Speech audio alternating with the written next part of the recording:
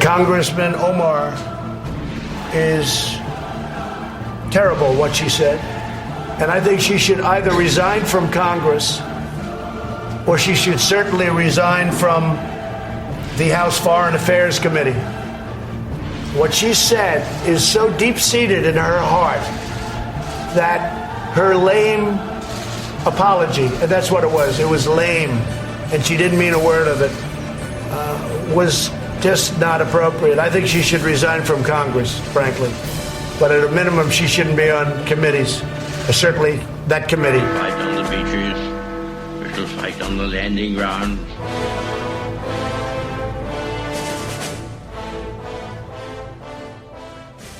Thank you for joining us. You are listening to A Radio, and this is The Morning Moment. We're on weekdays, 11:45 Eastern. Follow us on Spreaker.com and click on the like button. Today I want to link two pieces together. One comes from Fox News and Fox and Friends, July 19. The links between these two pieces will become apparent when you hear the first piece. The comments made in this piece by so-called politicians in this party explain their real leanings. I don't think there's much doubt where their views lie. But isn't it strange that a very large number of Jewish politicians in American politics have not actually stood up and denounced these shameful comments? Not to sound alarmist, but this is exactly how Adolf Hitler actually grew in strength and eventually took the reins of power. Here's that piece. All right, Democratic Congresswoman Ilhan Omar proposing a resolution supporting the right to boycott Israel. This week, I introduced a resolution with civil rights leader, our colleague, John Lewis, and Rashida Tlaib, who know the importance of nonviolence movements. It recognizes the proud history of boycott movements in this country dating back to the Boston Tea Party. We should honor these movements and that history. All right. Well, the resolution likening the boycott of the Jewish state to boycotts of, get this, Nazi Germany and the Soviet Union. Here to weigh in is Eugene Kontorovich from Mason University and the Kohelet Policy Forum. Sorry, George Mason University. My apologies. Professor, thank you very much for being here. Good to be here, Pete. So when you see Ilhan Omar proposing what's called a BDS, which is boycott, divest, and sanction of Israel, and liken it to boycotting Nazi Germany, you say what? It's amazing. She's not only comparing Israel to Nazi Germany, which is absurd, she's using it to promote policies to actually discriminate against Jews. And that's what a boycott of Israel is. It's not just a boycott of the Israeli government. She's talking about justifying and legitimizing the right to discriminate against Jews because of their relationship to Israel. Absolutely. Well, this is something Democrats previously have been against. Here's Leader Schumer and Speaker Pelosi slamming the BDS movement the last couple of years. Watch. When the world treats everybody one way and the Jew or the Jewish state another way, there's only one word for it: anti-Semitism. Let us call out the BDS movement for what it is. We must also be vigilant against bigoted or dangerous ideologies masquerading as policy, and that includes BDS. So why won't Speaker Pelosi call Ilhan Omar into her office and say, this is anti-Semitic? Yeah, the Democrats are faced with a tough choice now. The Democratic Party has acknowledged that boycotts of Israel are anti-Semitic, as have the legislatures of 27 states in overwhelmingly bipartisan votes. But now they're torn between their fear and desire to cater to their far-left progressive wing and what they really believe in. And I think we're really at a fork in the road here where they're going to have to make hard choices. So is this a resolution that will just die on the vine? It's something Ilhan Omar believes in and a few others? Or is this an indication that the modern Democrat Party, captured by leftists, is embracing anti-Semitism? This resolution is probably not going to get a vote, but it's still going to probably shift the direction of the party. The House was probably going to vote on a resolution condemning boycotts of Israel, and I think part of the agenda here is to make a deal where they let that one die and they let this one die, and so they're just not going to say anything about anti-Semitism. So the House was going to vote to condemn the BDS movement and anti-Semitism. Instead, this gets proposed and they do nothing? So have we lost a bipartisan consensus of the support of Israel? I think we saw that already when, in response to Ilhan Omar's extraordinary anti-Semitic comments about the Jews brainwashing America and about dual loyalties of politicians who support Israel, instead of passing a resolution, they were going to pass a resolution to condemn anti-Semitism in the House, and they couldn't. They had to make it a resolution to condemn everything bad. It's amazing. By the way, Ilhan Omar, when she was running, said she did not support BDS on the campaign. Now she goes into Congress and shows her true colors. She's very strategic, and I think part of her strategy is to pull the Democratic Party hard into the Jeremy Corbyn direction of anti-Semitism. The Labour Party was a normal party like the Democratic Party 10 years ago, and it has completely transformed. What we're seeing here is not just a slippery slope towards Corbynization. We're kind of halfway down that slope already. We're at the bottom, maybe. We're closer to the bottom than we'd like to admit. Professor Kantorovich, thank you very much for your time. We appreciate it. And it's George Mason University. That's right. I will not get that wrong again. Thank you, Pete. All right. Well, now this next piece on anti-Semitism is talking about Jeremy Corbyn, the leader of the British Labour Party. To me, it exposes the racist views that many in his party clearly hold, certainly ones in positions of power, that is. Otherwise, how does one explain why he is still leader of the party? Here's that piece. Jeremy Corbyn, the leader of the UK's opposition Labour Party, has come under fire after it emerged that he wrote the foreword to a century-old book that was branded anti-Semitic.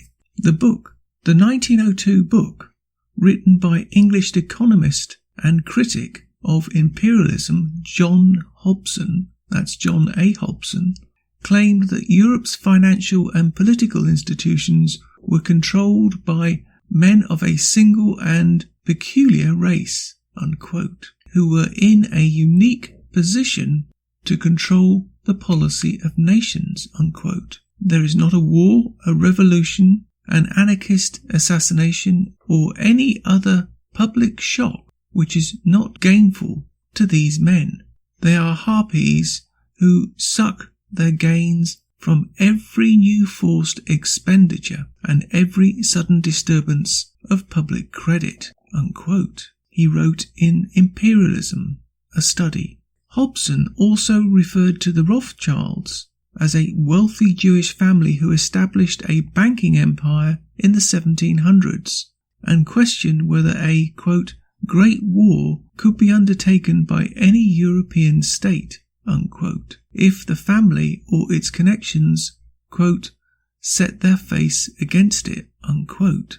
Corbyn wrote his foreword for the 2011 edition of Hobson's work.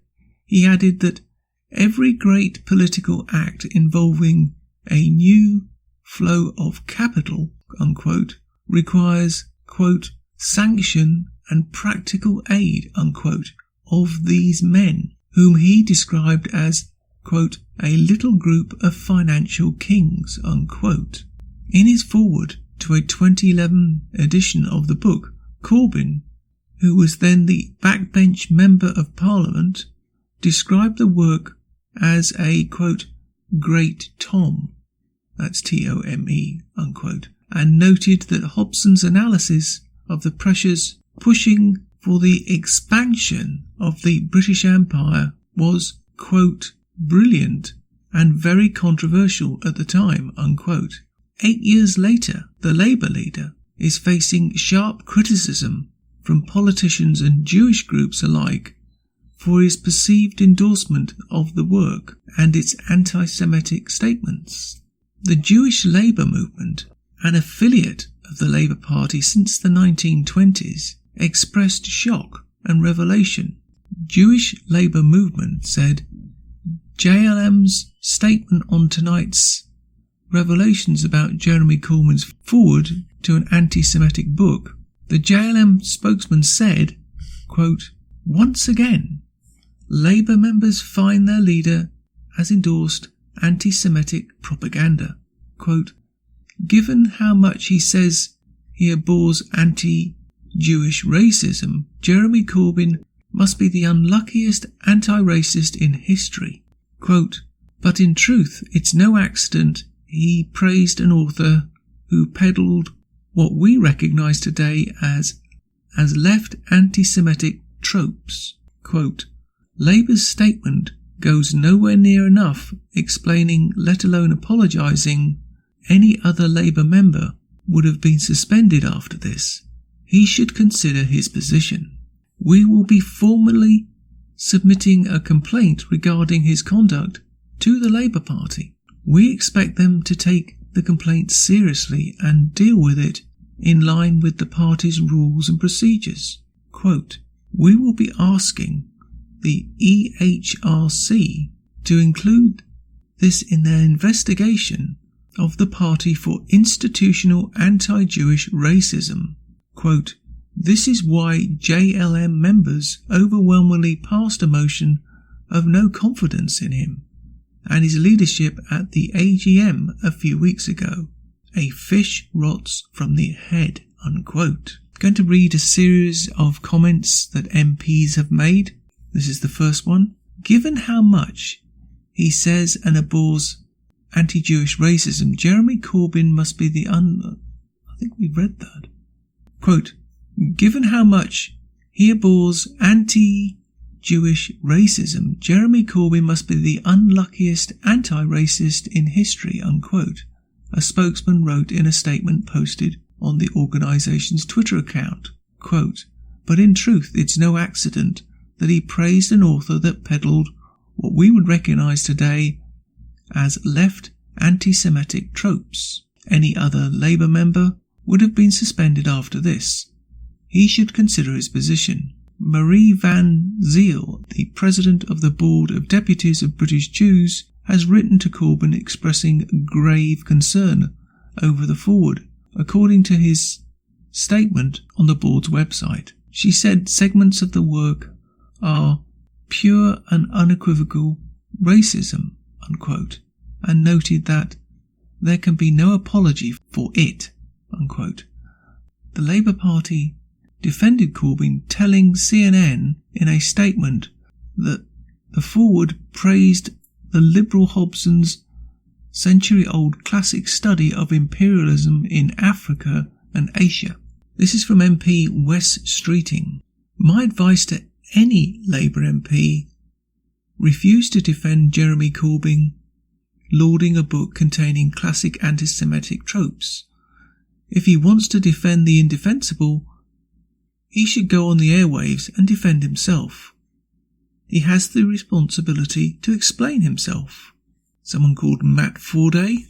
Just a tip for the Labour spokespeople, like Rebecca Long Bailey, who was on Radio 4 just today when responding to allegations of anti-Semitism. Never laugh. That was shocking. Now, it's a little difficult to track this exactly, but I think this comment comes from Ian Austin. Jeremy Corbyn endorsed the book. Jeremy Corbyn endorsed a book that peddles racist stereotypes of Jewish financiers and imperialism as brilliant, unquote, and a great Tom, unquote. He attacked the USA and NATO, but defended the Soviet Union and Venezuela. He is completely unfit to lead the Labour Party. The article continues.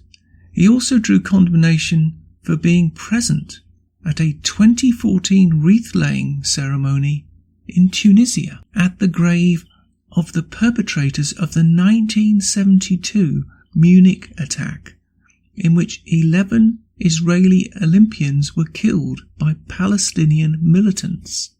Numerous Labour politicians have since turned against Corbyn, including Member of Parliament Wes Streeting, who called on the other Labour parliamentarians to refuse to defend him over the foreword. Quote, if he wants to defend the indefensible, he should go on the airways and defend himself, he wrote on Twitter, and I've read that earlier.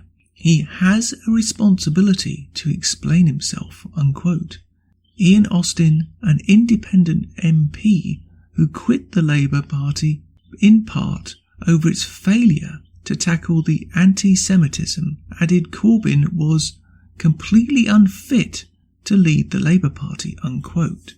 Now, if you haven't guessed it, this piece and these comments all come from one place. of all places, CNN. Yes, CNN, ladies and gentlemen. My point is this. It is clear that the British Labour Party has serious issues to deal with. And if they don't, both Labour MPs and their party at best will face a difficult future. I urge you all to look up Wes Streeting. I will put a link to him on my website and all these links. And Wes Streeting will show you on his Twitter page the anger that is going on in Britain over this issue. Britain is not an anti-Semitic country, despite certain, shall we say, ethnic groups that would like it to be. In the US, it is clear for all who are prepared to see that once again, just as the media papered over the truth about Obama's dubious background, with the likes of Reverend Wright and the Weather Underground, just to name two instances, and also, of course, the suspicious way that all educational records of the potential next president either disappeared or were not available.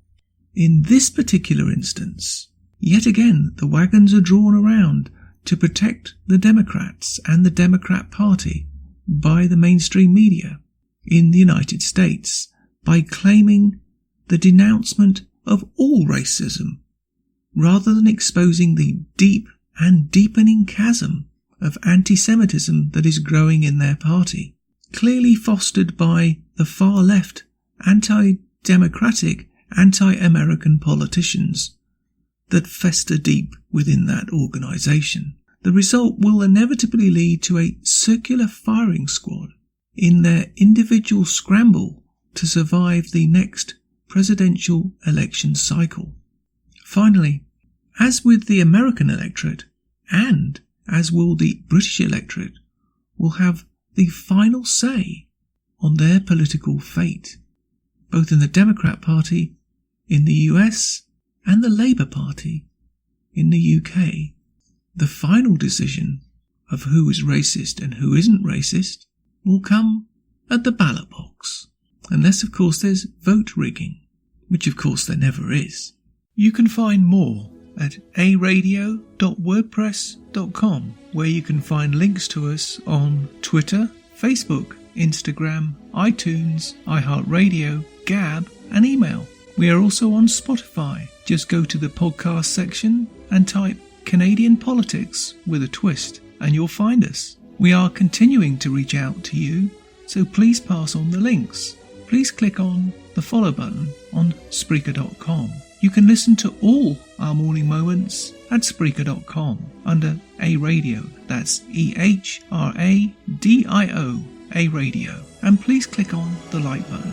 And you can now hear a weekend review of our podcasts on WHBJ-DB, News Talk Radio. Join us and many others. And you can find all our podcasts and morning moments at aradio.wordpress.com. Click on the Morning Moments tab.